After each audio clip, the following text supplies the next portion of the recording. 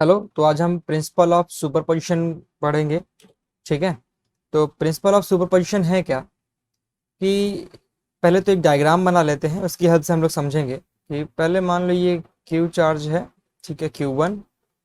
एक ये चार्ज ले लेते हैं हम लोग Q2। एक चार्ज ले लेते हैं हम लोग Q3 और एक चार्ज ले लेते हैं Q4। ठीक है। हम लोग और भी चार्ज ले सकते हैं, Qn तक ले सकते हैं। ठीक है।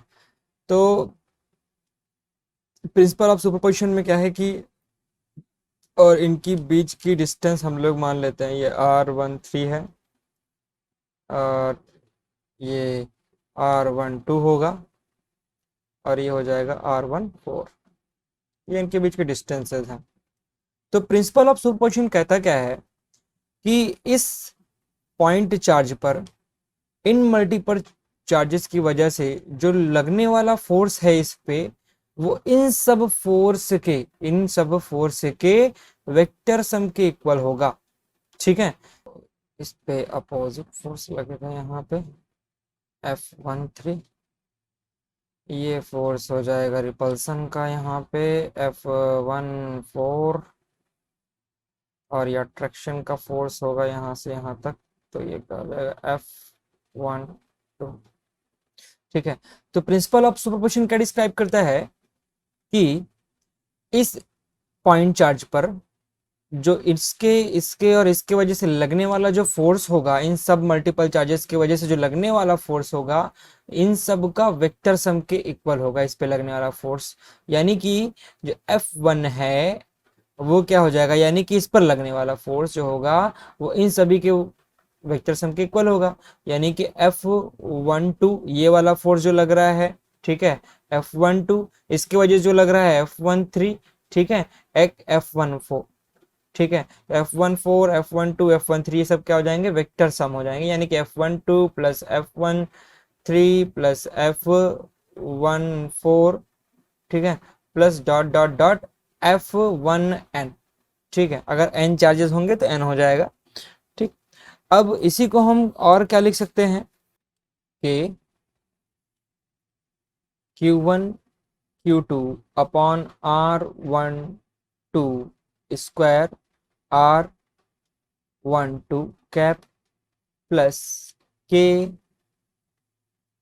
Q1 Q3।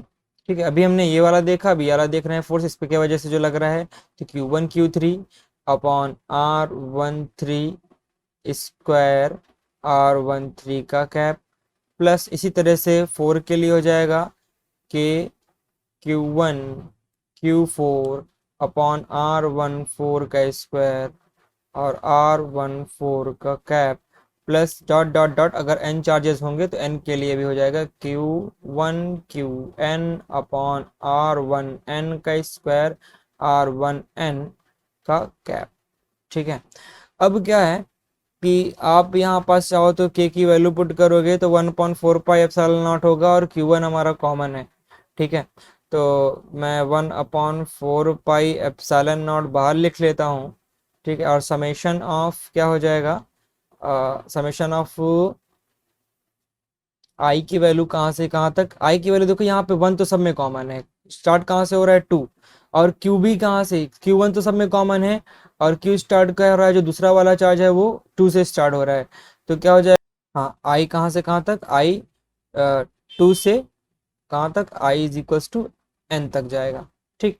और यहाँ पे क्या हो जाएगा, यहाँ पे हो जाएगा Q1 QI upon R1I square R1I, यहाँ पे भी आई होगा, आई cap.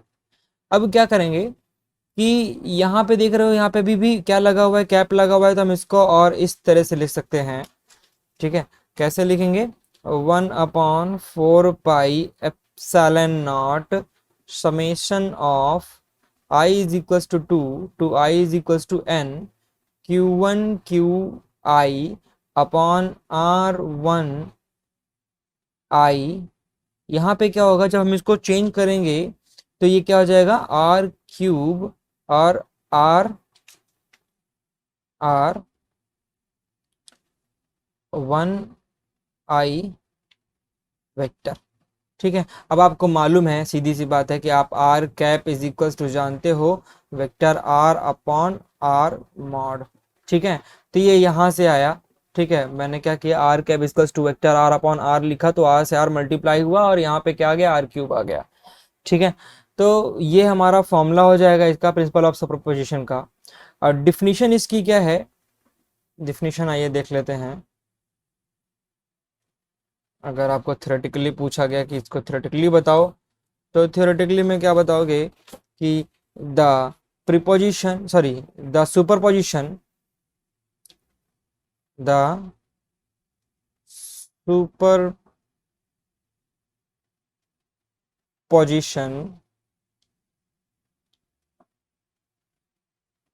Principal states that states that the force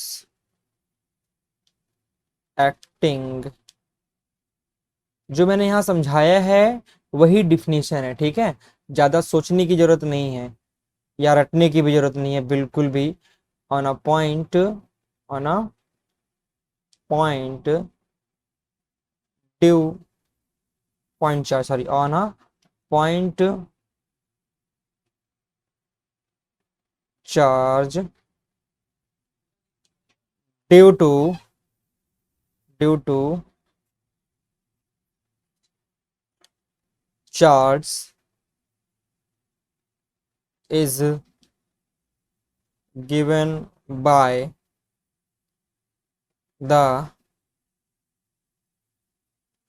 vector sum of all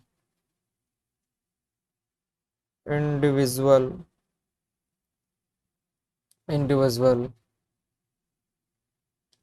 forces acting on the charge।